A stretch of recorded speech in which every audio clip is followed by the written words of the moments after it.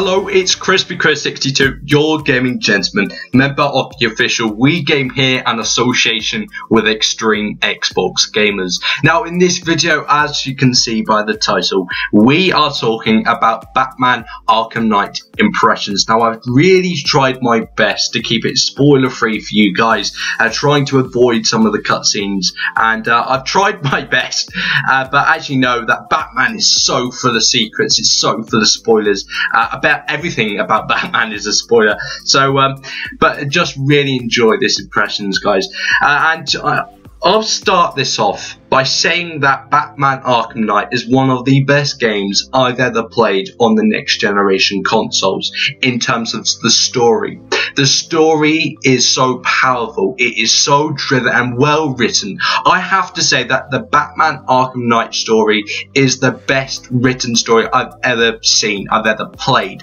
It is fantastic, it is phenomenal, and I haven't felt this so strong about a story since The Walking Dead Telltale, and that is really something.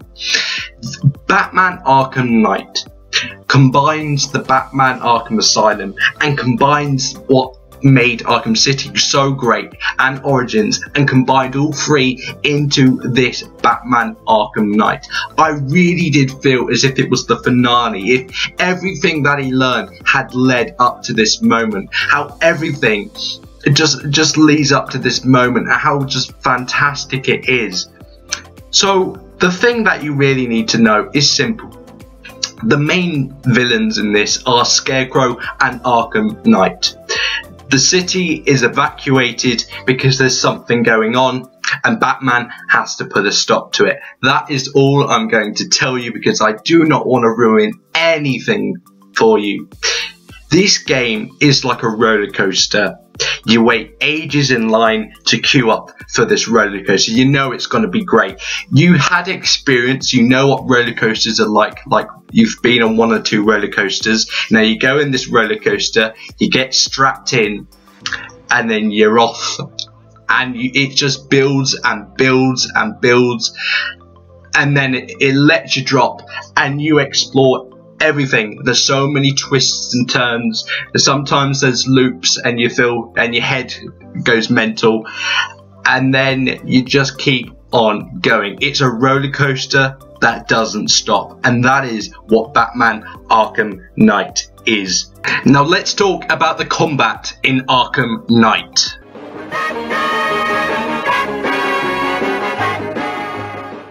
It is very different. It is so fluid. So the movement style has been copied by other games, Shadow of Mordor, Mad Max, and it just didn't feel right. But this Batman combat system feels right at home in the Batman franchise. It's better than it's ever been. It's so supremely fluid. Just going through one enemy after one, you can defeat about 30 enemies all at once, and it's shown in the gameplay. Perfect timing. But as you can see, it's just one enemy after one enemy, and it's so fluid, and the environmental takedowns, and when you get all these upgrades, and when you combine them together, they're just amazing. They really pulled all their stocks to create this so fluid experience, and it feels amazing. I don't know what they did, but they've managed to get the Xbox One controller vibrations right. It's the best I've ever seen it. I've seen other games implement vibrations on the controller, but not as great as this game. I mean, this game really does test out the vibration in the controller, especially when you're fighting and driving. And that goes me on to the next thing, driving. So, Batman Arkham Knight introduces the Batmobile.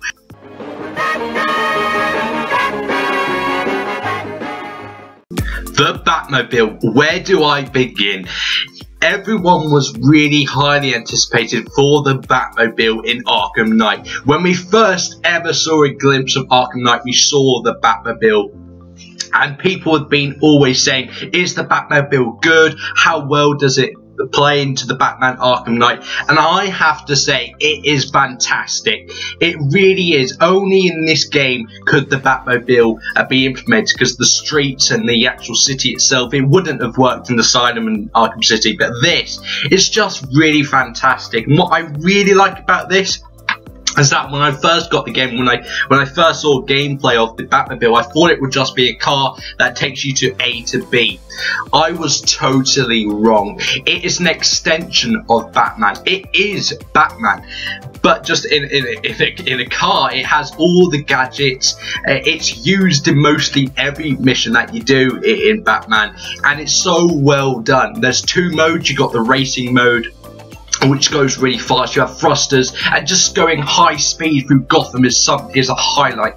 And then you have the tank mode, which transforms, as you can see here, into the Batmobile, into a tank, where there's these drones all about, and you have to attack the drones, and it's just really amazing. It's really smooth. It plays really great. Some of the controls are a bit fiddly, but the Batmobile is just fantastic. And I have to say, the Batmobile is your sidekick. You can call in the Batmobile at any time. You drop down, you fly in, and you go into the Batmobile, and that's literally everywhere apart from inside of the buildings.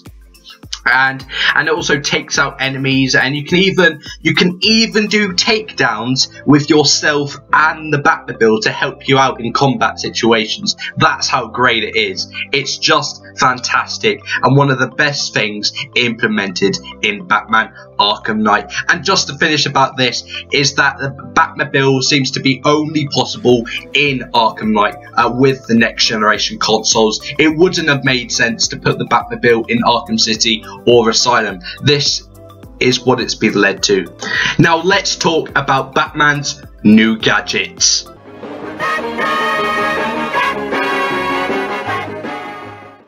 We all know Batman is famous for his gadgets. He has an arsenal in his utility belt. He has the grapple. He uses it to climb on buildings. He can use it to go really fast on top of buildings and then glide off. And he also uses a voice, this is the new ones, a voice synthesizer, which can record villains' voices and then direct enemies because they think it's the villain, and it's just really funny when it works. And you also have the disruptor, which is back, which can disrupt the gun, so when they try and fire the gun, it's stuck and it's jammed, and it's quite funny in situations. They're completely puzzled to why it's jammed, and it's really funny. There's also, you've got the line grappler. You can create your own zip lines to say, you know, maybe there's not enough aerial space, so you can easily create another grapple line there. You also have exploding gel, as always. This has been, you use this more often than you did in Arkham City and Arkham Asylum. It's really nice. It allows you to blow up walls. You also have a hacking device. Now this is very useful because you can hack the terminals, you can hack the security features, the cameras, and they're all amazing because you can like hack. There's drones all over the place. You can hack drones and they turn on themselves, which is really great. And I just love all these new gadgets, and I'm not full into the story yet, so I've got more gadgets to unlock, which I'll be showing in the review. And you know, it's just fantastic. You know, the Batman, this is the full Batman now, Arkham Knight. You know, he's got all his gadgets, and with the Batmobile as well, he's in a well-equipped Batman. This is probably the furthest we'll ever see Batman in this trilogy.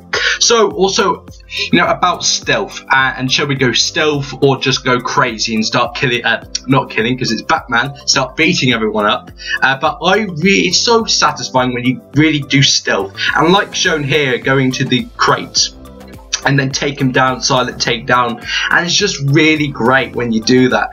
What I really like about this Batman is that it caters to every playstyle.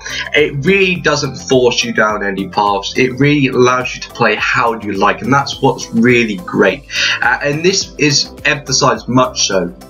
Next, we also have skill points, and this is a really great in Batman Arkham Knight, much better than previous games. We can upgrade your Batsuit, upgrade your Batmobile, your individual gadgets, your combat, and it's just varied, and you get these different skill points doing side missions and doing some of the story. And there's a lot of upgrades here, and some are really great, such as to be able to glide out of eject out of the Batmobile, which is really fun. So there's loads of upgrades there, and you know, these upgrades sort of keep you coming back because you know it's going to take you a long time to get each upgrade.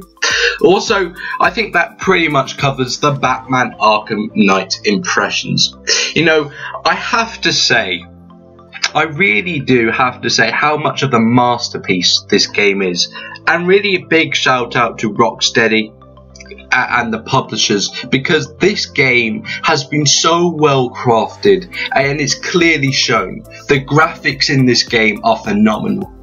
The rain is the best rain we've ever seen in next generation consoles, and I actually say it.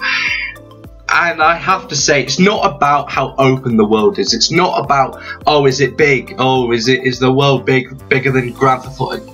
No. Alright?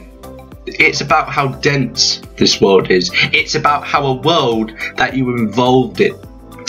It's about a world where it's not about copied and paste.